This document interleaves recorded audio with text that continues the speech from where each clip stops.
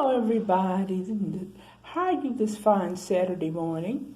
This is me, Jennifer McCrae, your J Shrink, and I'm here to talk to you about part two of emotional service animals, and I'm going to speak mostly upon traveling with it because of the incidents that has happened that that the public doesn't know. They're isolated in compared to all this other stuff that's going on, and that being that on two flights, and maybe more, a flight attendant was bitten by a emotional support dog while its owner was ill, and she was reaching across the dog trying to get to the air sickness bag, and the dog bit her, and she ended up getting 5 stitches on her hand. Okay, so, and the other involved one of the passengers that was on a airlines with another passenger sitting beside them, and the dog somehow, I don't know what, and even the people who were on the plane who witnessed it, they don't exactly know what the dog did to make the man. The dog mauled the man. He mauled the man's face, and so they had to get them out of the airplane quickly. They probably took the man to the hospital, and they probably took the dog to the shelter somewhere, because it was a dangerous dog, and the man may have done something to startle the dog or moved a certain way. But in the first situation, you can kind of understand, because they were reaching over the owner, handler, we call him, right? And we could understand the dog, reaching for her, getting the air sickness bag to help him. But just the other one, just out of the blue, nobody saw anything. They just heard the dog mauling the man's face. And also, a little girl was bitten when she tried to pet an ESA animal. And never, ever, ever pet an animal that's doing its job. Specifically, well, if they're in an airplane, the ESA dogs tell your children don't play or pet the dog. But all service dogs, y'all know, you're not supposed to interrupt them, play or pet or do anything to them. And you're not even supposed to talk to the dog. We talk to the owner, okay, or the handler, whichever one they call it. But the Association of Flight Attendants is trying to get the Department of Justice to provide stricter standards and operating procedures for emotional support dogs, since they don't have to be trained. They're just there for companionship. Say if you have a fear of flying and that's your only little fear, you don't have any other fears about any other thing but flying, that's not considered a medical problem under the under the Air Carriers Act. American Disabilities Act does not cover the air. It does not cover airlines. It does not cover ESA dogs by travel. So only the air carriers assets carry that. Now, in housing, the Americans with Disabilities Act and the Fair Housing Act, they both cover in housing. And we'll briefly talk about that, because that is a long one. The Department of Justice, HUD, they get everything. So I'm going to briefly talk about that. I normally do not talk about those disability acts that occur in housing, like I said, because of the length, how intensive or extensive the information is, and it's very technical and legal. So I usually give that to professionals. and I give a brief one to people who have the feel their right to being abridged and they can't get a house or apartment. So I do those by workshop only, okay? And but I can, do them personally, but it's going to be at a cost, okay? And it's not going to be like this free because of the information that you have to need. Okay, so I told you the difference. Well, what emotional support dogs do. Emotional support dogs, they basically provide companionship and emotional support to mentally ill, mentally disabled people. So you're going to have your doctor put on there. You can't say, I have fear of flying, and that's it. And I need a dog because I have fear of flying. My dog, Joe, because I have fear of flying. No, it has to be a documented mental disability that you have.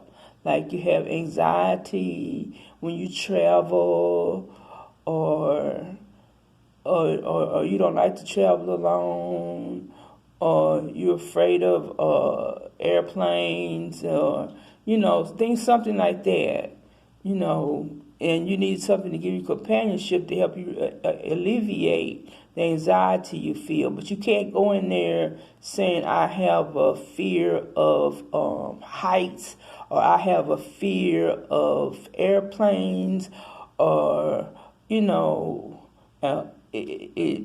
can't say that. So that's definitely a no-no, okay? So, we talked about those two things, and I'm going to show you, this little picture of me and my little baby. This is again, okay, me and Chrissy Marie. Chrissy Marie is my emotional service dog. She can go on the airline, if I plan to fly to, say, see my cousin in California, Chrissy Marie can go. She doesn't have to pay the extra deposit fee that a normal pet, just a regular pet. They have a deposit fee, and they have other specifications for how you handle the dog and everything. But for ESA dog, they'll let you and the dog, be close together, and you won't have to pay that $300 pet fee. So, and some people just think they don't want to pay that $300 pet fee when they say, well, I have a fear of flying, and I need little Joey here to help me calm down and keep calm. They'll probably say, well, maybe you need to go to your physician and get an anti-anxiety drug or something like that. But so we just talked about that. And this little girl, she's good. She could be a service dog, but she loves people. I have to get her out of that people mode. Okay? So we're also going to talk about service dogs. Yeah. Okay, and y'all all know about the service dogs that, I want to show y'all this one. Let me make sure I get this one right. You see what you have here? You have a duck, you have a monkey, you have a peacock, you have a dog, a pig, and what is this? A dog, a pig, and a cat. So which of these are not service emotional support animals according to the Air Carriers Association? All of them. But, actually, they would prefer, all of them could be, but they're working now so that only the cat and the dog could be an emotional support animal. Because you don't go to the airplane with your cockatiel and expect for that to be your service animal, even though it does not say that they it's not. It does not say that they are. What is the word for it? They are to be excused or not allowed to be service animals. The monkeys too, and so is the peacock. The it's annoying, and the pig is just obvious now. But the cat can, even though cats, they like to roam around. If you have a specially trained cat, you just can't have just any old cat just running around. Your cat's not going to be like your dog, okay? So, and then, I got my hand on doggies. Wait a minute. Oh, okay. Your dog and your cat. But your best bet would be your dog. And if your cat is trained and socialized, it can also be your service animal. Your emotional support animal. Okay? Okay. I'm sorry about that, y'all. And we're going to talk about things that a service dog does, that emotional support dog. We describe they provided companion and make them feel better, relieve their anxiety and everything. Okay, so a service dog does something different. You have to make sure service dog is a physician. I forgot, the physician has to diagnose you or prescribe you a personal service dog. And the doctor's certificate, the doctor's letter, or whatever. Okay, the doctor's letter is proof it is registered and certified as a service dog. They have to specify that you have a mental disability, say anxiety disorder, PTSD, depression, just a variety. There's so many mental illnesses. And also if you have something like we talked about earlier about the medical alert dog, if you have, say you had, they do certain things, diabetes, seizure dogs and things like that. Okay, service dog you have to list the things that the dog does, such as interrupting you, if you're just having a panic attack, or if you're having some type of emotional breakdown.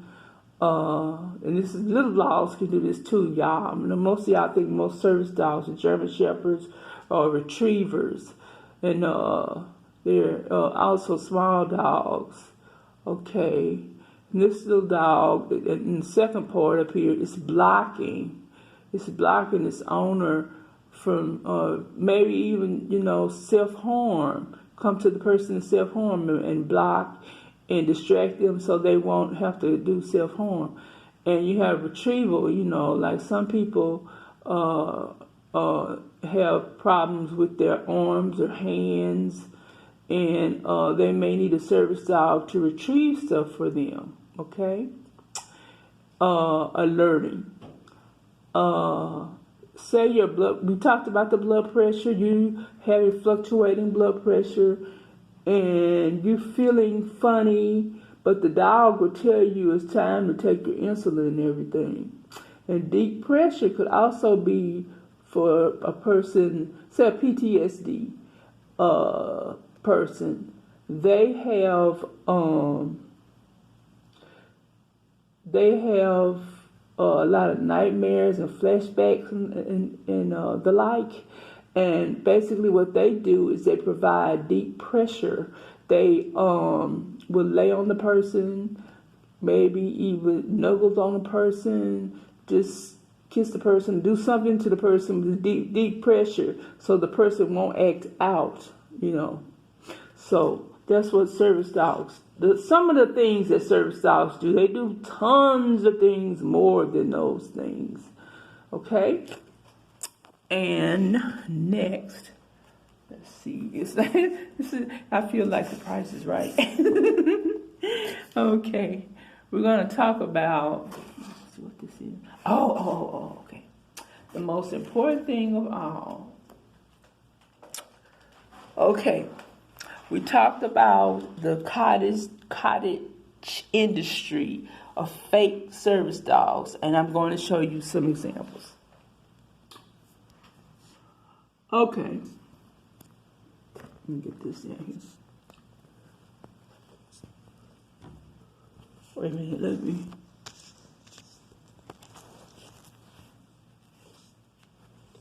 Trying to get this straight, y'all.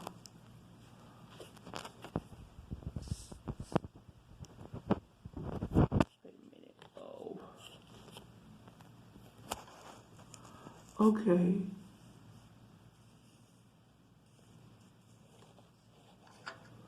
These are examples of ads you'll see on the internet or in your magazine or on your cell phone about getting a dog to assistance dog to ESA in dog form to help you on your flight to wherever you're going. You know, so they're saying that they do all the letters and they get you certified and this and that. And let me see, I'm trying to see what each one says. Okay, wait a minute, I have to stand. Okay, this one is just saying that, you know, they do those things. This one here is saying, why do you need a doctor's note? They have their own therapy.